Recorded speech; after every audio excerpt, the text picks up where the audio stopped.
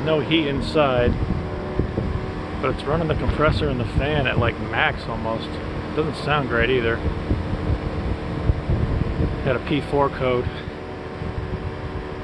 I don't know what to think. Ugh. It does not sound good.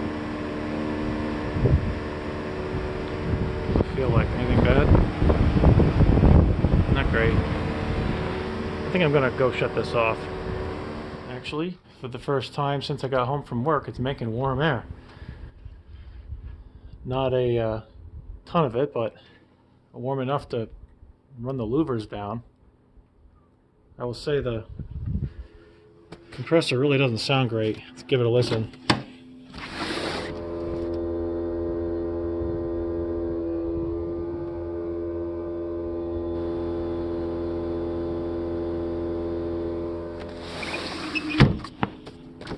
I don't think it's too happy. But it is producing heat now, so I guess I'll just run this for a while. I don't know.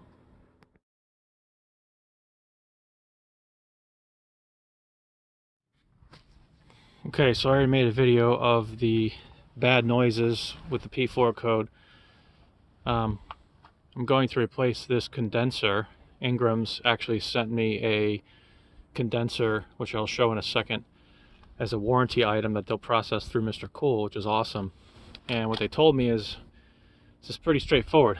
Basically, I need to take this cover off, unhook the, two or three control wires, unhook the 3 electrical, the 2 lines and a ground. So that's 5 electrical wires under that panel. They'll just flop to the side. Take the refrigerant line cover off. And I guess I'll have to undo some of my crappy wrapping there. And close the refrigerant valves, both high and low side, on the condenser. And then that should shut the pistons on the line set, so I can back those off and push those off to the side. Once those are off, it's literally just 4 mounting bolts, which are getting kind of rusty. Where's the other one? Somewhere under here, I think. Yeah. Yeah, oh, there it is. Guess those are not stainless, huh? This would be a good time to replace with stainless, I suppose. And then just lift this unit right off the brackets. I don't know if the new one is exactly the same dimension, but if it's not, they'll slide. So, no big deal. I literally just can slide them back and forth. Obviously, I can't slide them a ton because I've got these 2x4s there, which I would have to move. I don't remember if they're screwed in or just placed there, in which case this is totally easy to do. And that's it. So let's check out the new condenser I just unboxed. Okay, so I just cut the straps and lifted the box off this condenser. It does come with a 25-foot line set here, which I don't need. I was thinking about swapping the O-rings over, but I honestly think mine are only a year old. I think it's going to be more trouble than it's worth. I might damage something picking the O-rings out. If I had them lying around, I could pick the old ones out and slide the new ones on, but I have to kind of somewhat destructively get these out with a pick, and I don't know if I can be that careful. I might just leave well enough alone. So it came with a new line set pre-charged that I don't need. The condenser looks in perfect condition. Unlike my scratch and dent that I bought originally, this looks like a brand new unit. It is a Gen 4. What does this say, Gen 4? 4th generation. And kind of this is a proof 22 SEER and 11.5 HSPF, which is better than my Gen 3, which was 20 SEER, 20, and a 10.0 HSPF. So this is definitely more efficient, which is good.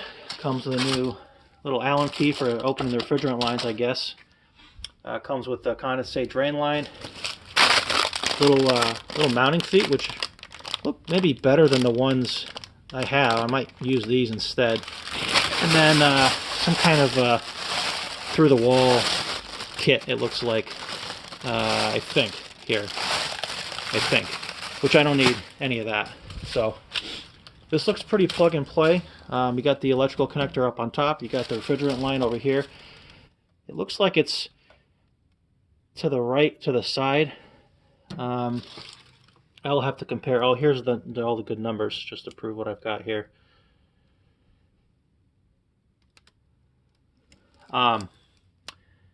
Yeah, so let me inspect the back of it. I kind of already did. But yeah, this thing is in much better condition than the scratch and dent I bought originally, which is cool because I paid a scratch and dent price and got a warranty, and now I upgraded to a brand new Gen 4. So if this works, I can't really complain. The big question is it going to work? Okay, so incompatibility wise, I did already note that the refrigerant box is slid back closer to the house, which is going to make me have to bend the lines at a steeper angle, which I don't like, but hopefully I can kind of accommodate that and gently bend the lines. The mounting feet, this whole unit is actually bigger, which makes sense because I guess more efficiency is gained from a bigger everything, right? I mean, it's possible the fan is even bigger. I should measure that, but the mounting feet here are 26 inches center to center. I'll show you mine. Like 21 1/4 here. So the question was, do I have enough slack in my mounting bracket? And I do. These will both come out about 2.5 inches. 2.5 inches out, and it should work.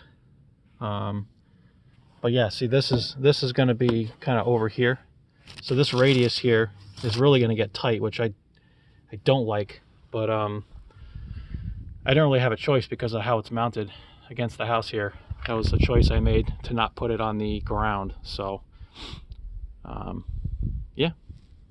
All right, I got my updated install here. The feet were wider on the Gen 4, so I had to do this wood crap. But it works. The other thing with the Gen 3 and Gen 4, I had to reverse the order of the refrigerant lines. The high and the low side, suction discharge side, were reversed, which was super annoying. I had to open up this protective cover on the Gen 3 lines that I have. Really annoying. Electrical's good. The drain, couldn't get the drain the right way, so I kind of ended up having to do it in the front. I'll probably end up cutting this and just let it drop. But the drain does fit. And there's more than enough room because I've got this thing out farther than it even needs to be. So it's making heat. Just gonna keep my eye on it and see if it sucks junk into the compressor and fails it or not. But it is working. Okay, here's the final product. I ended up clamping this drain up here to the 2x6. Oh, where is it? There it is up there. I probably don't need all this tube. I could probably cut it like here, maybe.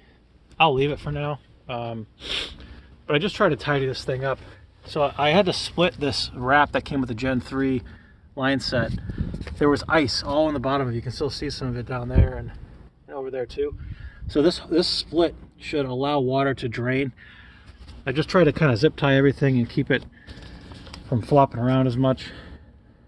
And again, this thing is out like 2.5 inches from where it was before, so it was at spec before, but now it can breathe even better. And it looks like the Gen 4 includes better feet, better isolation than the Gen 3 did. And I can tell too. What I did back here was kind of a lot of work. So I've got, I cut off a section of insulated line from the line set that came with this that I didn't use. Put that on, used some HVAC tape to tape that, and then I bought another inch of HVAC outside insulation stuff to wrap over that. So that is super insulated, even kind of in there a little bit. And just try to kind of, again, tidy up the wires. And I pulled back some of that wrap because it was just in the way. And now those are quite protected and better insulated than they were before. And water that does drain in here will just go down a little bit and just pretty much fall out. So shouldn't be able to build up nearly as much ice as before. Maybe a tiny bit now, but I just like the idea that it's also protected from the weather. So yeah, 16. This is a 16 foot. It's just enough here, but it works, and the thing runs well. And as long as the refrigerant doesn't leak out or whatever else happens, to these or happened to my other one. I don't know. This is the model number of the Gen 4 unit here. C25 on the end of it. It's this year production, May of 2022. And yeah, Ingrams sent me this. I had to pay freight, 225 bucks freight, and I had to pay a lot in stainless hardware for my unique setup here to adapt it. I just didn't want to spread the arms out because those supports are bolted through, and I would have had to move this whole thing out, create new holes. I've got 4x4s on the other side of the bay, the joist bay there, and I don't know if I could pick up another 4x4 or if I would have had to relocate it. Just the wood was the better plan. Puts it up a little bit higher, which isn't necessary, and I also was able to move it farther out. Technically it is past where it's supposed to be here, but I'm going to say that the design margin of this thing is adequate and I should be fine. I can't believe that 2.5 inches of extra CG is going to have this thing collapse, but I guess if it collapses, you know, lesson learned. I don't think so though. So that's it. Happy ending. Hope it lasts more than another year.